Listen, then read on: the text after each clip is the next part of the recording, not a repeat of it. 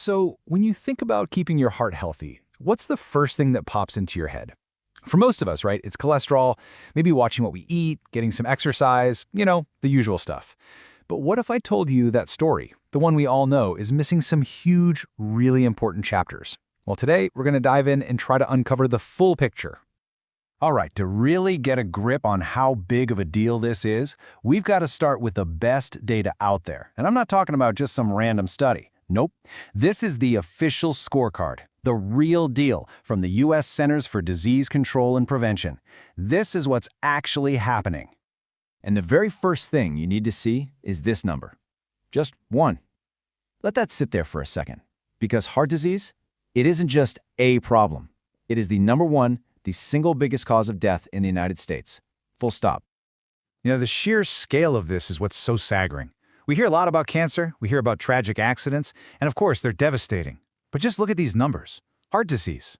It's not even close. It outpaces everything, claiming over 683,000 lives. It's really in a league of its own. Okay, so if this is such a massive issue, you'd think we'd have it all figured out, right? I mean, we all know the basics. That story we've been hearing for what, decades now?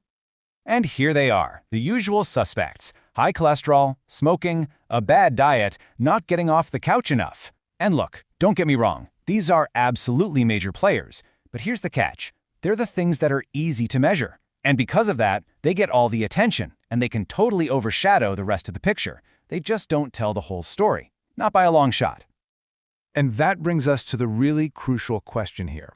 What if the biggest threats, the most dangerous ones, are the things you can't even see? The ones that are just quietly chipping away at your health, and they don't even show up on a standard blood test. So let's do it. Let's pull back the curtain on some of these hidden dangers.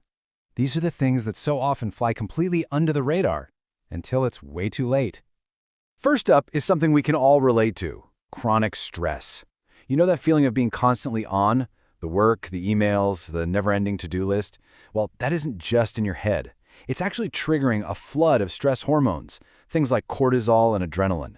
And over time, that constant drip, drip, drip raises your blood pressure and fuels dangerous inflammation all through your body. And then there's poor sleep. Consistently getting less than 6 or 7 hours a night, that's not a badge of honor. It's a huge risk factor.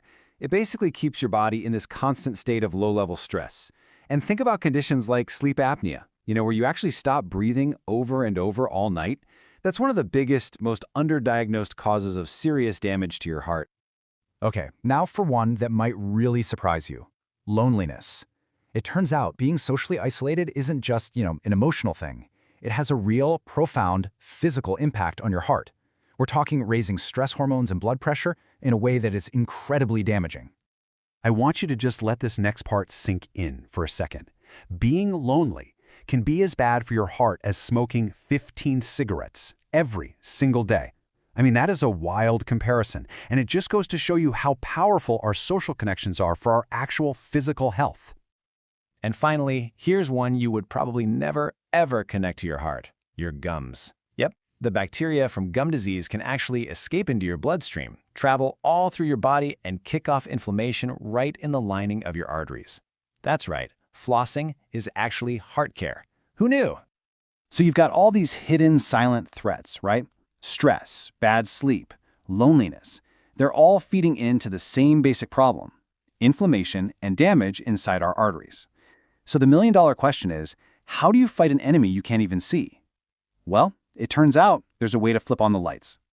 It's called a coronary artery calcium score, or for short, a CAC score.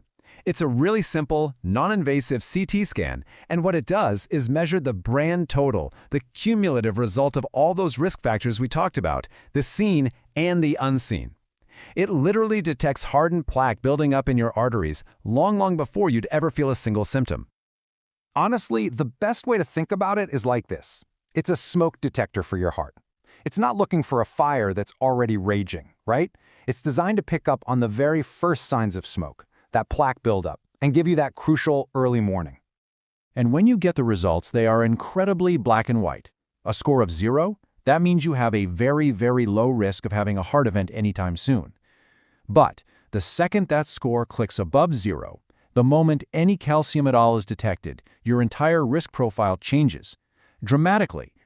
And the numbers on this from a huge meta-analysis are just stark. If you have a positive CAC score, you have 5.58 times higher odds of having a major cardiovascular event. We're talking a heart attack or a stroke. That's not a small bump. That is a massive, massive leap in risk. And believe it or not, it gets even more serious.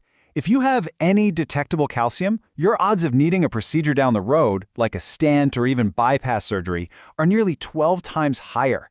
So this CAC score, it isn't just predicting risk in general. It's predicting your future need for some pretty major interventions. But look, this isn't about scaring you or just giving you bad news. Not at all. This is about getting information that you can actually do something with. This is the point where knowledge becomes your absolute best defense, where it turns these abstract risks into a concrete reason to act. Because the research is really clear on this. Seeing that number, seeing actual physical evidence of plaque in your own body, is an unbelievably powerful motivator.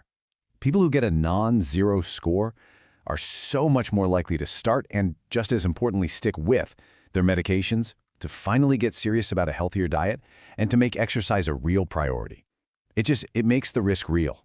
So ultimately, what this does is create a really clear path forward. Step 1, you uncover your true risk, going way beyond the basics with a CAC score. Step 2, you use that knowledge to motivate real, meaningful action, whether that's with medication or with powerful lifestyle changes. And that all leads to the most important part, Step 3, actually protecting your future by taking control of your heart's story. Which really just leaves us with one last question for you to think about. You know the story you've been told your whole life, right? The one about diet and exercise? But now that you know about all these hidden factors, the stress, the sleep, the loneliness, what's the real untold story of your heart? Maybe a conversation with your doctor is the first step to finally finding out.